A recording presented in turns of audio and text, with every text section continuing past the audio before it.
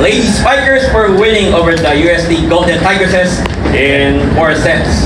The Lady Spikers now hold the twice-to-beat advantage against the Golden Tigresses in the Final Four on Saturday. We have Coach Noel Arculio, Shervana Lapud, and Amy Provito. Coach, congratulations for this victory. It's an intense match. Parang walang bumibitaw sa dalawang team. So ano masasabi mo sa pinakitang effort ng Lady Spikers para makuha nyo yung inaasam na twice to beat at para magkaroon kayo ng advantage sa muling paghaharap nyo sa Saturday? Okay, First of all, thank you. Siguro pinakita lang ng mga bata yung puso na gusto nilang manalo. Kaya siguro ganun yung naging resulta. Kasi sabi nga namin sa kanila, hindi pa tapos yung laban. Kaya pa nating dumikit. Nadikitan nga natin yung first set, iniwan tayo pero nadikitan natin. Bakit hindi natin tiyagain na kunin natin itong set na to. Kaya sabi nga namin, hanggat hindi nagto-25 yan, huwag kayong bibitaw. Kapitan nyo. Kaya natin yan unti-unti, 1 point at a time. At yun, dumating nga.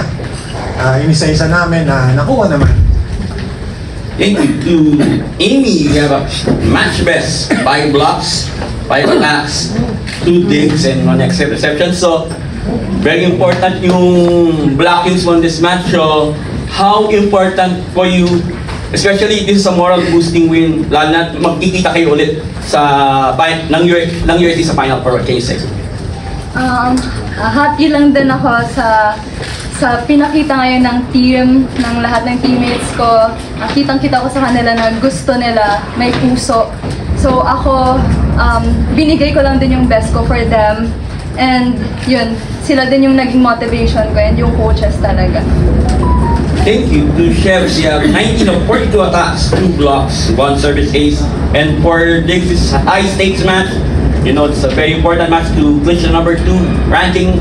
So what can you say about your team's performance and personally, what can you say with your showing? I mean, this playoff was such a big opportunity for us. Despite everything that has happened in the elimination round, we were given this playoff chance. And we were not going to throw away this shot.